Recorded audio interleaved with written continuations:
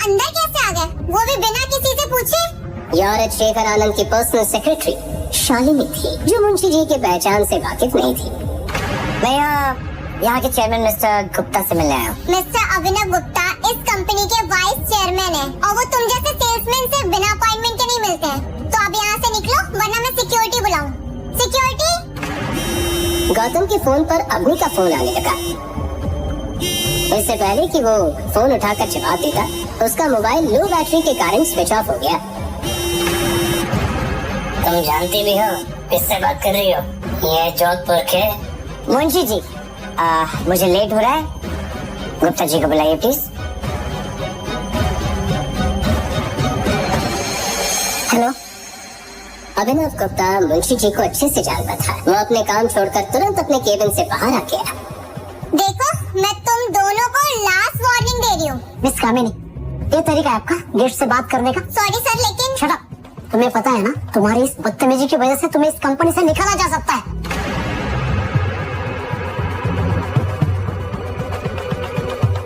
Office में शालिनी की इस तरह से बेइज्जती पहली बार हुई थी।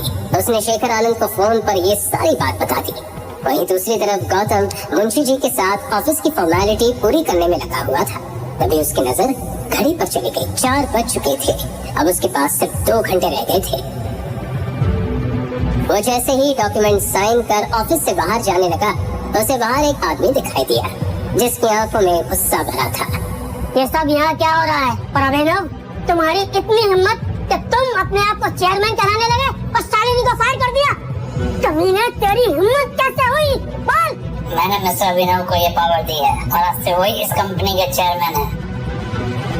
अच्छा, पर क्या मैं पूछ सकता हूँ कि आप कौन और इस कंपनी के अंदर जबरदस्ती कैसे घुसा है? मुंशी कमल स्वरूप। ये नाम सुनते ही शेखर आनंद के पैरों तले जमीन खिसक गई।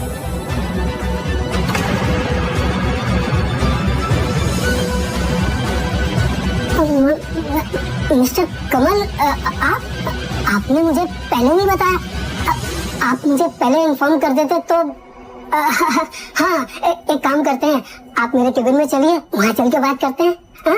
मिस्टर आनंद, बातचीत का वक्त निकल चुका है। इस कंपनी के आड़ में आप क्या काले धंधे चला रहे हैं, हमें अच्छे से पता है।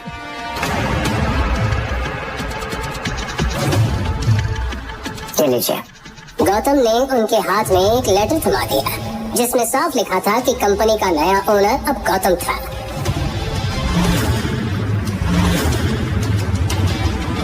मुंशी जी, मिस्टर गुप्ता आपसे बात करनी है, आइए। वहीं केबिन के अंदर आते ही गौतम ने अपने घड़ी में टाइम देखा। वक्त निकलने के साथ ही उसके दिल में अवनी और उसकी फैमिली के लिए चिंता बढ़ती जा रही थी। मिस्टर अभिनव, आज से आप इस कंपनी के चेयरमैन हैं। इस कंपनी के सारे फैसले आप ही लेंगे। मैं पूरे ऑनेस्टी के साथ काम करूंगा सर, आपको शिकायत का मौका नहीं दूंगा। गुड। और शेखर आनंद और कबीर आनंद का सारे कच्चा चिट्ठा मुझे चाहिए। उन्होंने बहुत लड़कियों की जिंदगी बर्बाद की है।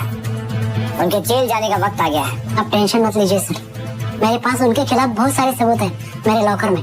मुझे पता था इनके खिलाफ कोई ना कोई आवाज जरूर उठाएगा। मुझे इसी दिन का इंतजार था sir.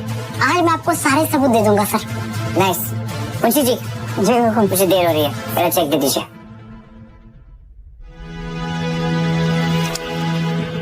Thank you. Munshi ji के फोन पर बाहर खड़े बॉडीगार्ड का कॉल आ गया। फोन उठाते ही मुंशी जी हैरानी से गौतम को देखने लगे। हुकुम। अवनी अभी अभी कबीर आनंद के कमरे में गई है।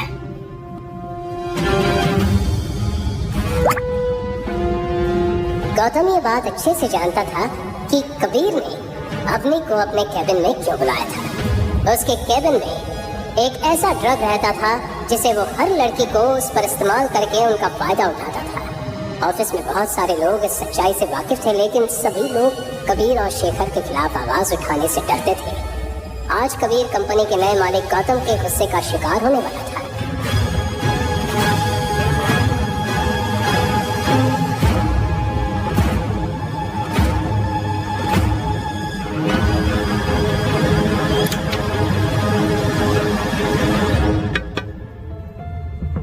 Come in.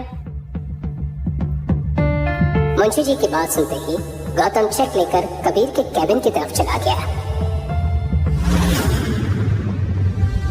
आपको कहीं जाने की जरूरत ना है, हुक्म ये मामला खुद देख लेंगे। और हाँ, हुक्म की असली पहचान किसी को पता नहीं चलना चाहिए, चौकी बात ना होगी। जी मुंशी जी।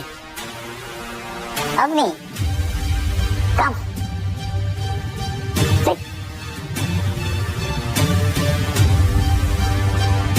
सो ऐसे आना हो। अग्नि ने कबीर के केबिन में आते ही उसे सारी बात बता दी। गौतम की आंखों में बेचैनी बढ़ती जा रही थी।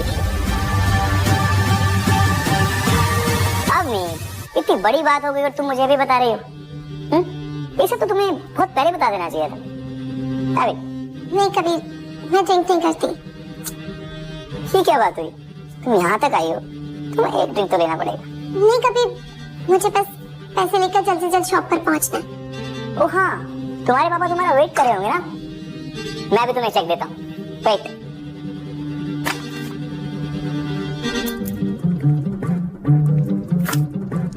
और तुम ड्रिंक नहीं करोगे तो मुझे बहुत बुरा लगेगा। थैंक्स कबीर, पर मैं ड्रिंक नहीं कर सकती। हाँ, मैं तुम्हारे पैसे जितना जल्दी हो सके ना वापस कर दूंगी। मुझे पैसों की परवाह नहीं। कबीर धीरे धीरे अग्नि के करीब आने लगा। उसकी आंखों में उसकी मंशा साफ दिखाई दे रही थी। यू नो अग्नि, तुम्हारे पापा को आज जेल जाने से कोई नहीं रोक सकता, एक्सेप्ट मी। कम ऑन अग्नि, जस्ट वन ड्रिंक। ड्रिंक लो, चेक लो और जाओ। इतना क्या सोचना।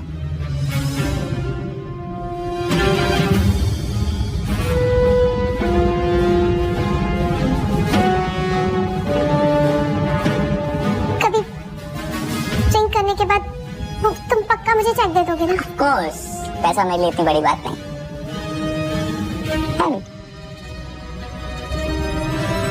वो मन ही मन अग्नि के साथ रात गुजारने का प्लान बना चुका था। अग्नि के सामने अब कोई रास्ता नहीं था, लेकिन ग्लास अपने होठों के आगे बढ़ने से पहले ही उसे दरवाजे की जोरदार आवाज सुनाई दी। अग्नि के हाथ में ड्रिंक का ग्लास देखते ही गौतम गुस्से में कबीर को देखने लगा। कौन है बे तू? अंदर कैसे आया? गौतम, तुम यहाँ क्या कर रहे हो? मैं अगर यहाँ नहीं पहुँचता तो ये तुम्हारे साथ न जाने क्या कर रहा होता। गौतम, तुम ऐसा सोच भी कैसे सकते हो? मैं यहाँ कबीर से मदद मांगने के लिए आई हूँ। तुम नहीं जानती कितना गिरा हुआ इंसान है वो। हेलो, बहुत हुआ तेरा। तुझे पता है तुम इससे बात कर रहा है? नहीं तो कबीर, तुम मेरे हस्बैंड हो। तो यही है वो घर जमाई। अग्नि, इससे कहो अभी के अभी मेरे पैरों में गिरकर माफी मांगे, नहीं तो आज यहाँ से जिंदा बचकर नहीं जाएगा। और अग्नि, ये चेक तो तुम भूल ही जाओ।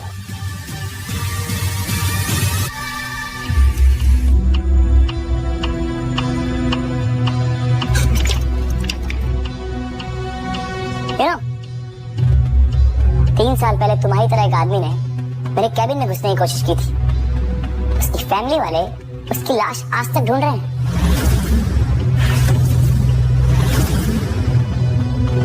गौतम, प्लीज कबीर से माफी मांग लो ना। इससे माफी मांगो? हमने इसकी बातों से डरने की कोई जरूरत नहीं है। ये खोखली धमकियां दे रहा है। ये भौंकने वाला कुत्ता है, काटेगा नहीं। कुत्ता? कबीर, 2 टके घर जमाई। अब देखिए कुत्ता क्या करता है। आज की आज तेरी चमड़ी नहीं उधेड़ी ना तो मेरा नाम भी कबीर आनंद नहीं। गौतम। हेलो इंस्पेक्टर शिवा, मैं कबीर आनंद बोल रहा हूँ। अभी कभी जेरेट आई है, किसी की चमड़ी उधेड़नी है। और अग्नि, ये चेक तो तुम भूल ही जाओ। आज ये जेल जाकर रहेगा। कबीर, मैं गौतम की तरफ से तुमसे माफी मांगती हूँ, प्लीज। नहीं अम्मी, आज इसे जेल जाने से कोई नहीं रोक सकता। फाइनली तुम उसके बाद मेरी हो पाओगी। गौतम, तुम क्या कर रहे हो? तुम जानते नहीं हो ये फिनिश्ड मैन। एक थप्पड़ मारना बहुत महंगा पड़ेगा।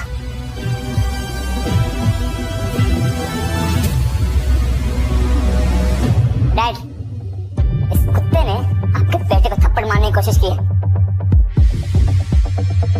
अब अपने पापा को इस हालत में देखकर कबीर की आंखें फटी की फटी रह गई। इससे पहले कि उसे ये बात समझ में आती तो हवलदारों ने उसे पकड़कर हथकड़ी पहना दी और घुटनों के बल जमीन पर गिरा दिया। इंस्पेक्टर, तुम्हारा दिमाग खराब हो गया क्या? मिस्टर कबीर आनंद, मैं तुम्हें और तुम्हारे बाप को लोगों को लूटने और उनके साथ फ्रॉड करने और बहुत सी लड़कियों की जिंदगी बर्बाद करने के जुर्म में गिरफ्तार करता हूँ। डैडी, ये क्या बकवास कर रहा है? शेखर आनंद के मुरझाए हुए चेहरे ने सारी सिचुएशन बयां कर दी। अग्नि को अब तक कुछ समझ नहीं आ रहा था। इंस्पेक्टर साहब, इसने मेरी पत्नी को ये ड्रिंक पिलाने की कोशिश की और इसमें कुछ ड्रग्स भी डाले। प्लीज चेक कर लीजिए। ये बात सुनते ही इंस्पेक्टर अपना रुमाल निकालकर ड्रिंक चेक करने लगा। उसने थोड़ी ड्रिंक अपने रुमाल में डाल दी, लेकिन कुछ ही देर बाद जब रुमाल का रंग सुर्ख नीला पड़ने लगा तो सभी हक्के बक्के रह गए। आपने सही कहा मिस्टर गौतम, इस ड्रिंक के अंदर ट्राइएजोलम नाम का एक ड्रग है जो बेहद ही खतरनाक है। हवलदार, एविडेंस के साथ ले चलो दोनों बाप बेटे को। जेल की हवा खाएंगे तो दोनों का दिमाग ठिकाने आ जाएगा। तुम ऐसे नहीं कर सकते, जरा भी कभी कमिश्नर से बात करनी है। ड्रिंक में ड्रग की बात सुनकर अग्नि के पैरों तले जमीन हिल गई थी। आज कबीर के काले चिट्ठों का टाइम पूरा हो चुका था।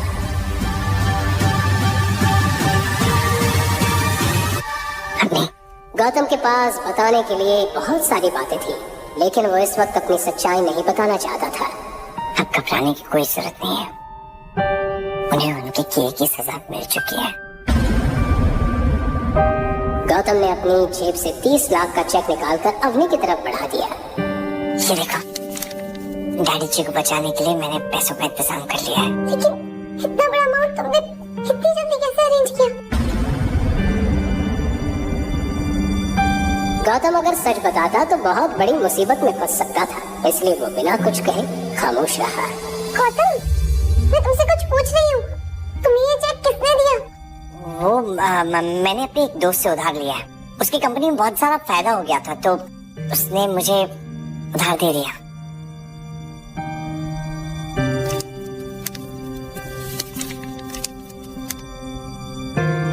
अग्नि हैरानी से उस चेक को देख रही थी।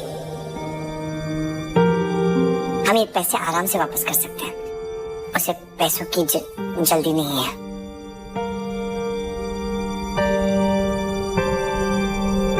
अभी 40 मिनट बचे, हमें शोरूम चलना होगा। तुम लोग हमारा वेट कर रहे होंगे। वहीं दूसरी तरफ अनिल और गीता शोरूम के एक कोने में बैठे थे। दो हट्टे कट्टे गार्ड्स ने उन्हें घेर रखा था। सभी को सिर्फ मैनेजर के कमांड का ही इंतजार था। साथ ही मैनेजर ने कमिश्नर को फोन करके शोरूम आने के लिए भी कह दिया।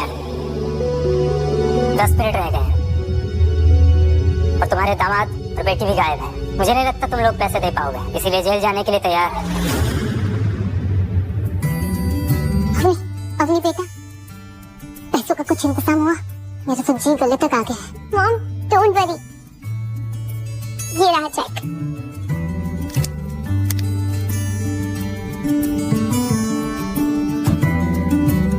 देखा, मैंने कहा था ना, कबीर हमारी मदद जरूर करेगा। बहुत ही अच्छा बच्चा है वो, पूरा सोने का खरा है। ये तुम्हारे गौतम जैसा नहीं है। देखो गौतम, दिखाई दे रहा है ये चेक?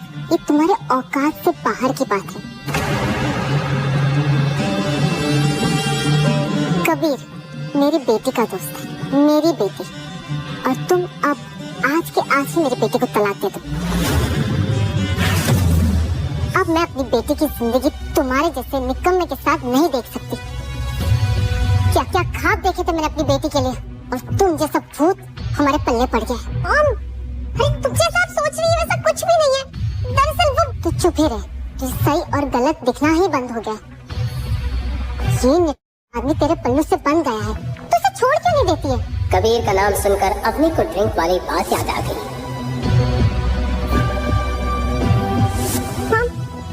ये पैसे मुझे गौतम ने दिए, कबीर ने नहीं।